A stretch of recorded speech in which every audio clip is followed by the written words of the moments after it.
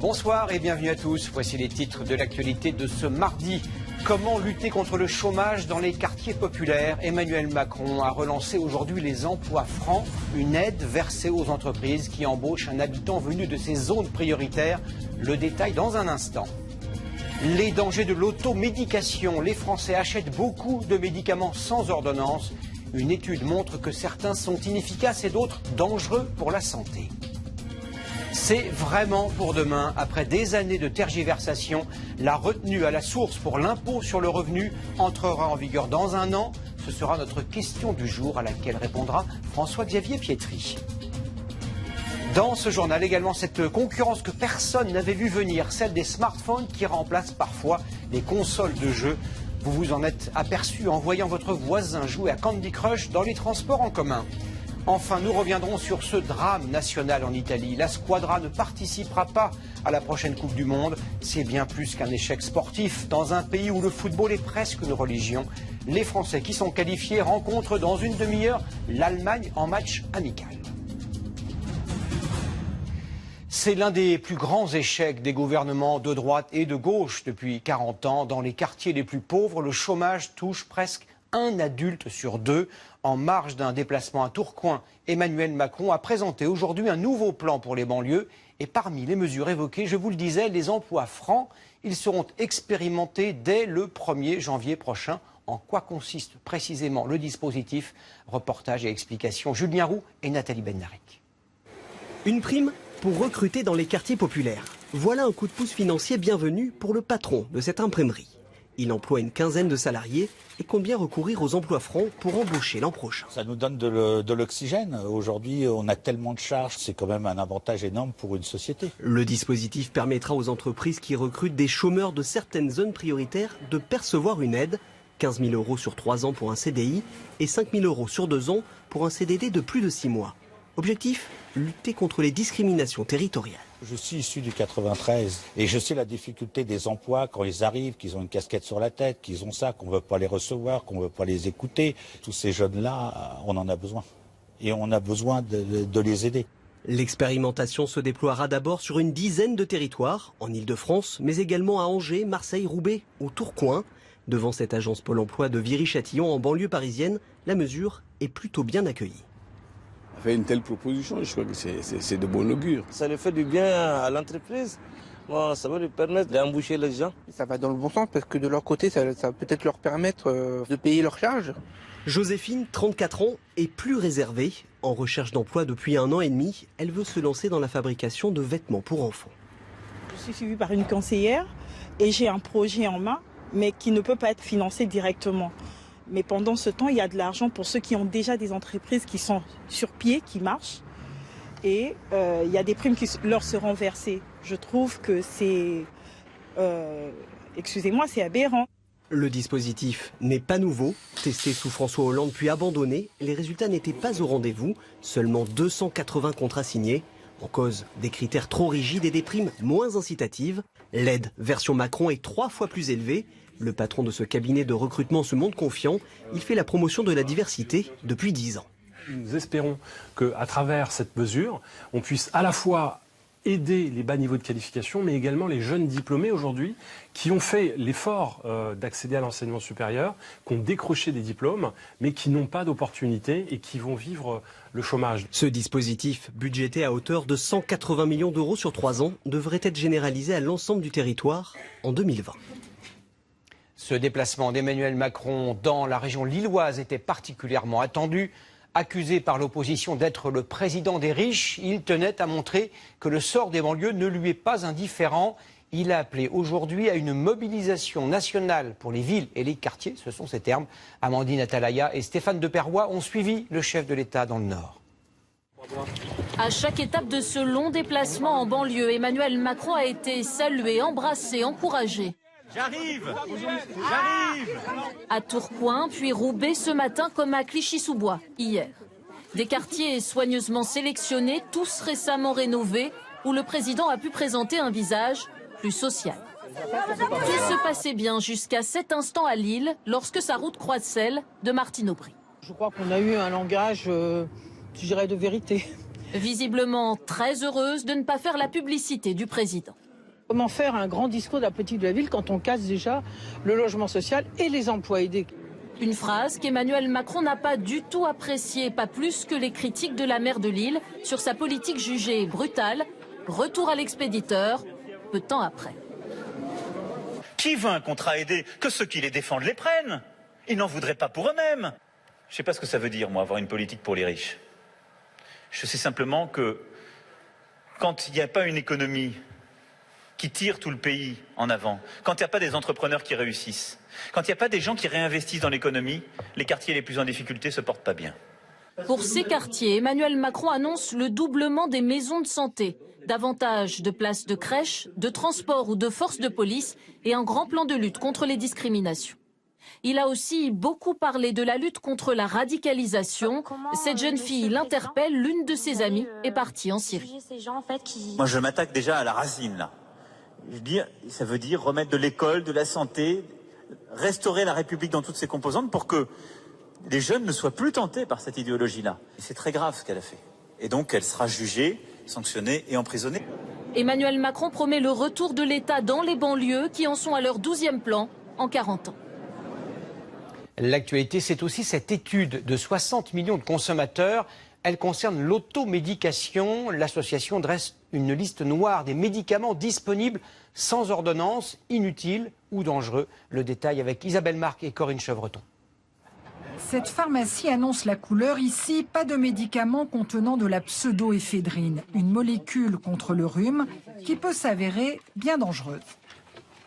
Si vous prenez ces médicaments-là, vous aurez forcément une augmentation de la pression artérielle, une accélération du rythme cardiaque, c'est automatique. Malheureusement, ça peut entraîner des effets très graves. Selon 60 millions de consommateurs, sur une soixantaine de produits contre les maux de l'hiver, seulement 21% obtiennent la mention bien, 33% sont passables, mais 46% sont mis à l'index. C'est quand même assez inquiétant parce que ces médicaments sont délivrés sans prescription médicale, ils sont accessibles sans ordonnance et malheureusement les consommateurs ignorent encore les risques que peuvent poser ces médicaments. Cardiovasculaire, neurologique, de somnolence, les risques sont graves, mais cela n'empêche pas l'automédication de se développer. En 2016, elle a augmenté de plus de 3%, soit 7 milliards d'euros et 15% des ventes de médicaments. Je vais chez le pharmacien et j'achète les médicaments classiques qu'on vous vend pour faire passer le rhume. Moi, je ne suis pas du style à aller tout le temps chez le médecin. On parle de la sécurité sociale aussi. Et j'estime qu'un petit rhume, je peux me le soigner. Mais en l'absence de prescription, mieux vaut rester prudent avec cette pratique. Elle n'est pas dangereuse si on a affaire donc à une population de gens jeunes avec des traitements courts, et elle peut être dangereuse si on a affaire à une population à risque, c'est-à-dire une population polymédicamentée et qui a des polypathologies, ou par exemple chez les enfants ou les femmes enceintes. C'est un marché juteux pour les fabricants qui font leur marge sur ces médicaments hors prescription. Mais les Français pratiquent 2 fois moins l'automédication que la moyenne européenne au profit de médicaments remboursables. Nous vous l'annoncions hier soir, mais comme il s'agit d'impôts, vous l'avez peut-être oublié, le 1er janvier 2019, dans à peine plus d'un an, votre impôt sur le revenu sera donc prélevé à la source. Notre question du jour est bien sûr destinée à François-Xavier Pietri. Bonsoir François-Xavier. Bonsoir, nous étions, je crois, avec la Suisse et Singapour, l'un des tout derniers pays développés à ne pas appliquer cette retenue à la source. Voilà, c'est fait ou presque. Qu'est-ce que ça va changer concrètement pour vous et moi et pour les contribuables? Eh bien Gilles, ce qui va changer en 2019, c'est que vous ne paierez pas votre impôt sur les revenus de 2018. C'est une année blanche, mais cela dit, ne rêvez pas, vous paierez quand même un impôt sur les revenus de 2019 qui seront directement prélevés sur votre fiche de paye. Alors, l'administration a bien sûr prévu quand même des garde-fous dans les deux sens. Si en 2018 vous avez eu des revenus exceptionnels, par exemple des plus-values, une prime, des dividendes, ou en sens inverse, des dépenses déductibles, des travaux d'isolation, des emplois à domicile, eh bien tout cela entrera en compte, en plus ou en moins, dans le calcul de votre taux d'imposition qui vous sera transmis en septembre 2019. Et quel est l'intérêt pratique pour les contribuables? Alors le principal avantage, c'est que votre impôt va tenir compte de votre situation réelle au moment où vous le payez. Je vais vous prendre un exemple. En 2018, imaginons que le salaire est de 2 500 €, vous payez environ 200 € d'impôt. Si en 2019, vous perdez votre travail ou si vous passez à la retraite, votre salaire peut chuter à 1 100 €, eh bien, Dans l'ancien système, vous continueriez à payer 200 € d'impôt.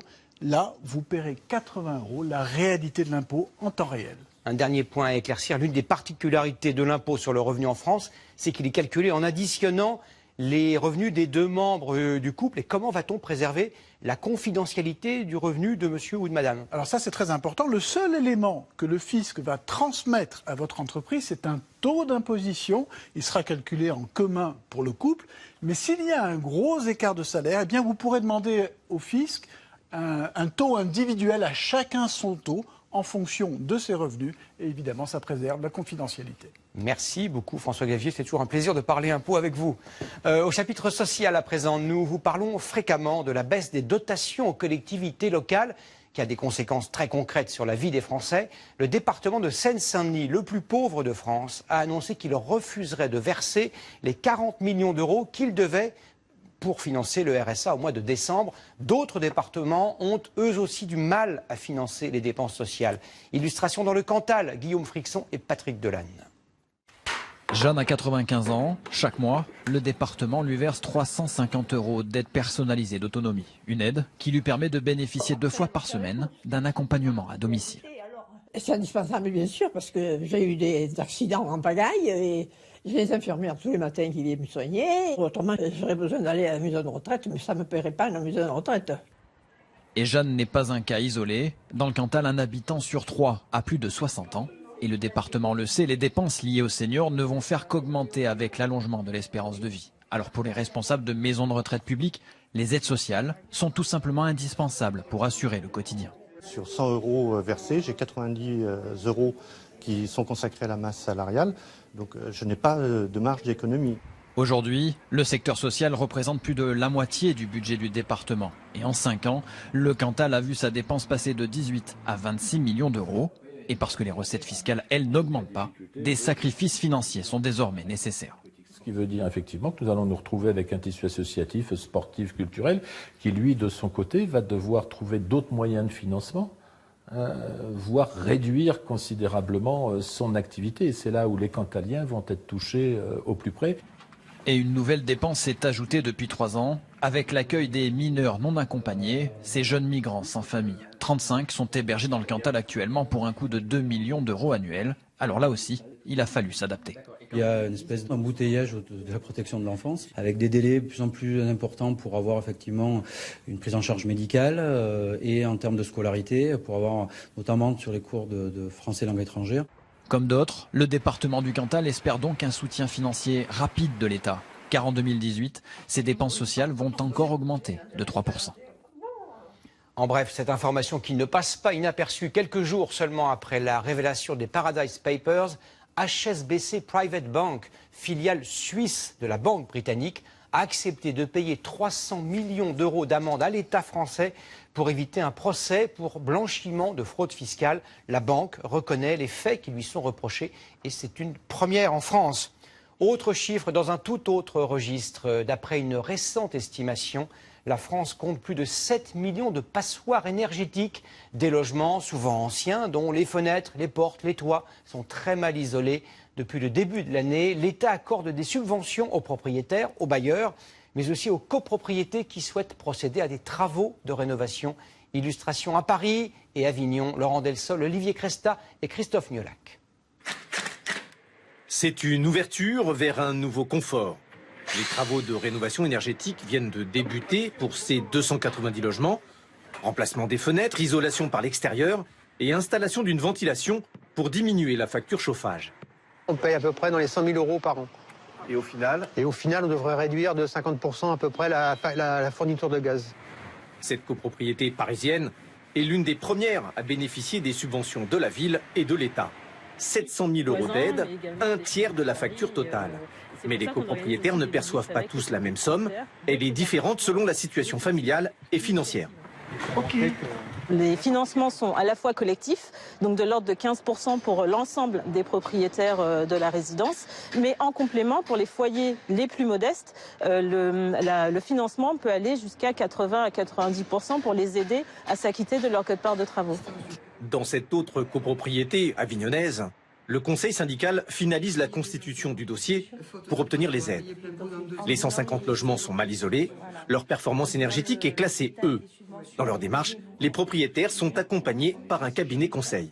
On aurait été incapable de monter un dossier déjà tout seul, et puis les coordinations aussi des organismes qu'on n'aurait pas su faire. Grâce aux subventions, la facture des travaux devrait être allégée de 44%. La réhabilitation des immeubles offrira également une revalorisation des logements. En ayant une isolation par l'extérieur, on va avoir un confort d'été plus important. On ravale le bâtiment, donc rien à faire si c'est fait correctement pendant les 20 ans qui suivent. Donc ça aussi, c'est un argument par rapport à une vente et à la revalorisation du bien. Avec le dispositif Habiter mieux, l'Agence nationale pour l'habitat espère financer la rénovation énergétique de 100 000 logements par an. Partons à présent au Venezuela, un pays au bord du gouffre. Ce matin, l'agence de notation Standard & Poor's l'a déclaré en défaut de paiement partiel. En clair, il n'est pas sûr du tout que le gouvernement socialiste de Caracas puisse rembourser ses créanciers malgré ses immenses réserves de pétrole. Et cette année, l'inflation pourrait dépasser les 2300%. Reportage à Caracas, Julien Beaumont et Iker Zabala. C'est l'urgence chaque matin, trouver de l'argent. Les banques ne mettent que très peu de billets dans les distributeurs, alors la règle est simple, premier arrivé, premier servi, d'où ces files d'attente. Avant, on pouvait retirer entre 100 000 et 200 000 bolivars. Et maintenant, le gouvernement a imposé une limite à 20 000.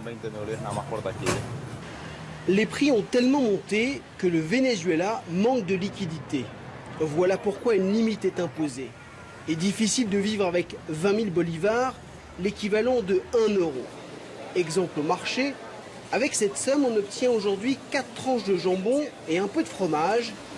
Demain, ce sera peut-être moins. Ici, les prix sont de plus en plus chers. Aujourd'hui, tu veux acheter un produit 3 000 bolivars. Le lendemain, tu reviens, c'est le double. Et le surlendemain, le triple. Les supermarchés manquent de pain ou de couches, mais la plupart des rayons sont parfaitement approvisionnés. Sauf que ces produits sont bien trop chers pour une majorité de Vénézuéliens. Alors le gouvernement a fixé le prix des denrées de première nécessité. C'est justement ce que sont venus chercher toutes ces personnes. On attend le camion de livraison avec de la nourriture comme du riz, de l'huile. Peu importe, on prend ce qui vient. L'Assemblée constituante dit vouloir tout faire pour réduire cette inflation. C'est l'un des problèmes que nous allons devoir résoudre ici dans les prochaines semaines pour fabriquer des produits au meilleur prix. Pour avoir une idée de l'état de l'économie du Venezuela, le mieux c'est de se rendre ici au port de Caracas. Pas un bateau à l'horizon et des grues, des conteneurs à l'arrêt. Selon les dernières estimations, le produit intérieur brut a chuté de 11% en 2016 et ce recul devrait être de 7% cette année. Retour en France, chaque année, des milliers, des dizaines de milliers même de salariés quittent volontairement leur emploi pour démarrer une nouvelle vie professionnelle. Certains choisissent des reconversions très surprenantes. Reportage tactile signé Nathalie Pellerin, Éric Boucher et Jean-François Joanne. On commence par le talon d'Achille. Il y a quelques mois, ils étaient encore responsables marketing, enseignants ou caissiers. J'ai quitté mon métier pour faire ça et j'étais assistante commerciale. Dans cette école, 9 stagiaires sur 10 sont en reconversion. J'étais toute la journée derrière un ordinateur et au téléphone. Le milieu du travail, en fait, classique et demande beaucoup trop. On demande trop aux gens et on passe à côté de l'essentiel. Aujourd'hui, ils se forment au massage pour en faire leur prochain métier. Quelque chose de plus zen, de moins stressant. Et la recherche aussi de faire du bien et d'apporter quelque chose de bien aux autres. Il y a beaucoup aujourd'hui l'envie d'être en lien avec l'autre, de le rencontrer, de l'accompagner. Et le toucher est un moyen en fait d'aller le rencontrer. Après 7 mois de formation, ces apprentis masseurs sont quasiment prêts à se lancer. Au même moment, dans une autre école... En fait, le village, c'est déjà le massage. Journée de découverte. Là aussi, les prétendants à la reconversion se bousculent. Je travaille comme directeur financier. Alors, mon métier de base à l'origine, c'est architecte d'intérieur. Mais pas question de s'inscrire sur un coup de tête. Avant de s'engager, ils sont mis en situation. Il y a parfois des personnes où le contact physique va être trop difficile. Et on peut se rendre compte que c'est pas si simple que ça. La formation coûte 5 000 € et à la sortie, ils gagneront 1 500 € par mois. Un choix de vie qui ne se fait pas à la légère. J'ai eu l'occasion de gagner assez bien ma vie, renoncer à certains, à une partie du matériel, ça fait partie aussi d'une philosophie de vie, quoi. Elsa a franchi le cap. Ancienne agent immobilier, aujourd'hui elle travaille à son compte et chez elle. Il m'a fallu environ 4 ans pour pouvoir gagner 1 500 €, ce que je gagnais à mon précédent emploi. Si c'était à refaire, vous le referiez? Sans hésiter, et je regrette de ne pas l'avoir commencé plus tôt. Pourquoi? Parce que c'est très satisfaisant de rendre les gens heureux. D'après la Fédération de massage bien-être, 1000 praticiens sont formés chaque année. C'est 2 fois plus qu'il y a 5 ans. Vous les croisez tous les jours dans la rue, le bus, le métro, la mine grave, les doigts qui s'agitent frénétiquement sur leur écran. À l'approche de Noël, nous nous sommes posé cette question très simple.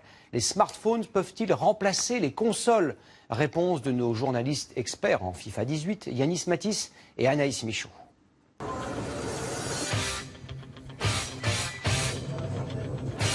Ces scènes, vous les avez vues des centaines de fois, scotchées sur le téléphone ou collées à une manette. Oh le but! Dans cette famille tourangelle, Lohan et Bastien jouent tous les week-ends. J'aime bien, ça occupe et quand on s'ennuie aussi, on aime bien jouer mais après on n'arrive pas à arrêter. La console de jeu trône dans le salon depuis 4 ans et même leur mère, Sidonie, s'y est mise. N'appuie pas sur tous les boutons. Tu m'as fait tomber là. 52% des foyers français sont équipés d'une console.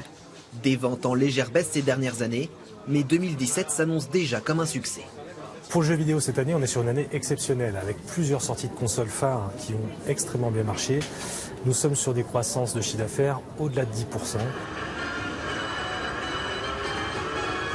Des machines toujours plus puissantes, toujours plus ludiques.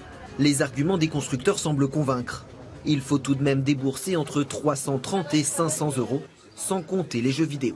Je trouve le budget exorbitant, puisque les jeux ont finalement une durée de vie qui est assez courte. Donc c'est un investissement qui est assez élevé, mais au bout d'1 an, il faut racheter pratiquement le même jeu pour une amélioration. La dernière tendance se trouve bien loin du salon. Le marché du smartphone ne cesse de croître et avec lui ses jeux gratuits ou à petit prix.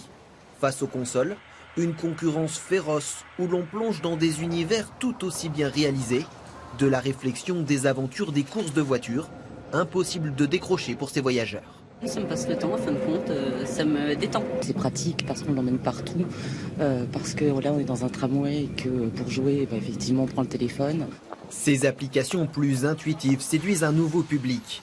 Davantage de femmes se prennent au jeu sans avoir touché à une manette auparavant. L'âge d'or, je pense qu'il s'est fini vers 2013, fin 2014 maximum. Il y a eu vraiment une montée en puissance du téléphone. Les téléphones se sont mis à être très puissants, à avoir des grands écrans. 2 Français sur 3 reconnaissent jouer occasionnellement aux jeux vidéo, tous supports confondus. L'apocalypse, la fin du monde, le désastre, la honte. Oui, il s'agit bien de football. Voilà comment réagit la presse quand un pays, 4 fois champion du monde, mord la poussière.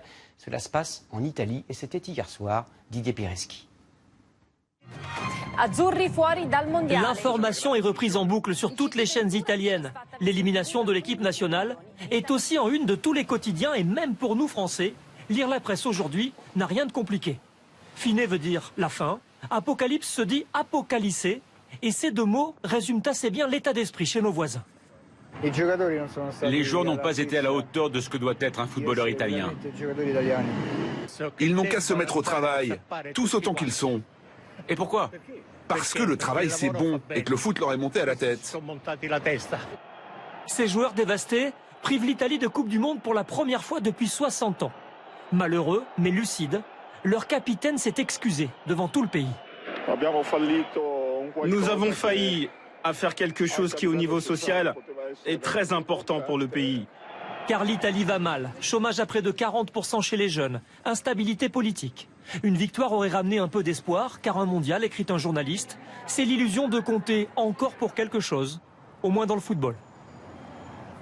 La France, elle, est qualifiée pour ce mondial 2018. Et juste après ce journal, les Bleus affrontent en match amical l'Allemagne, championne du monde en titre. Le sélectionneur Didier Deschamps a retenu entre autres Adrien Rabiot, Alexandre Lacazette qui remplace Olivier Giroud qui est blessé et Anthony Martial. Un match qui sera commenté en direct de Cologne par Grégoire Margoton et Vicente Lizarazu. Avant cela, My Million, la météo d'Evelyne Delia. Demain à 13h, notre ceinture noire Jean-Pierre Pernaut qui a failli terrasser ce midi Teddy Riner. Et je vous retrouve quant à moi demain avec grand plaisir à 20h. Très bon match à tous. À demain.